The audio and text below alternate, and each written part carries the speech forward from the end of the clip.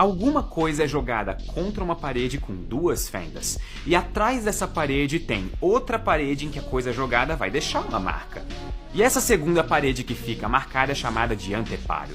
O tipo de marca deixada no anteparo depois das duas fendas revela informações sobre a natureza do que nós jogamos contra essas fendas. Se você jogar partículas através da fenda dupla, a partícula só tem duas opções. Ou ela passa por uma fenda, ou ela passa pela outra fenda. E como resultado, ela vai bater no anteparo ou atrás de uma fenda ou atrás da outra fenda. E se você repetir o experimento com várias e várias partículas, o padrão final formado vai ser um padrão de duas listras, com as listras atrás das fendas. Ou seja, esse padrão de duas listras caracteriza como partículas se comportam na fenda dupla. Se nós vemos listras, pensamos nas partículas. E ondas são diferentes das partículas. Elas não têm uma posição bem definida no espaço. Elas são vibrações que se espalham. E por conta disso, ondas são representadas com uma ondulação em regiões do espaço. Os pontos mais altos são os picos das ondas, e os mais baixos são os chamados de vales da onda. Se você jogar uma onda contra a fenda dupla, a onda se espalha pelo espaço e passa pelas duas fendas.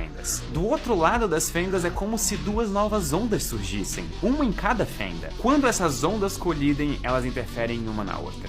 Quando o pico de uma onda encontra o vale de outra, as duas ondas se destroem e ela some naquela região. Isso é interferência destrutiva. Agora, se os picos se encontram, eles se somam e a intensidade das ondas aumenta. E isso é a interferência construtiva. E a maior parte da interferência acontece entre esses dois extremos. O anteparo além da fenda dupla, o que nós vemos como resultado de uma onda é um padrão de interferência. Várias listras marcando os pontos de interferência construtiva separados por regiões sem marcas, onde ocorreu interferência destrutiva. E é esse padrão de interferência que caracteriza uma onda na fenda dupla. O experimento da fenda dupla caracteriza como objetos se comportam. Ondas deixam padrões de interferência e partículas deixam duas listras marcadas. No nosso mundo macroscópico é muito fácil de saber o que é o que só olhando, mas o mesmo não é verdade no mundo microscópico. A fenda dupla oferece a capacidade de determinar o comportamento de um objeto indiretamente. Então qual que é o comportamento dos componentes fundamentais da matéria? Os elétrons que orbitam átomos ou os fótons que formam a luz? Será que eles se comportam como ondas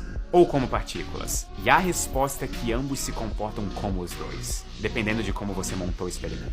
Ou seja, se você jogar um elétron contra uma fenda dupla, é possível que você veja um padrão de duas listras sólidas, como se o elétron fosse uma partícula. Ou é possível que você veja um padrão de interferência, associado com ondas. E só para ser preciso, você vai ter que repetir o experimento várias vezes para ver o padrão, jogando um elétron por vez. Mas a conclusão é a mesma. O elétron pode tanto se comportar como onda, quanto se comportar como partícula. O que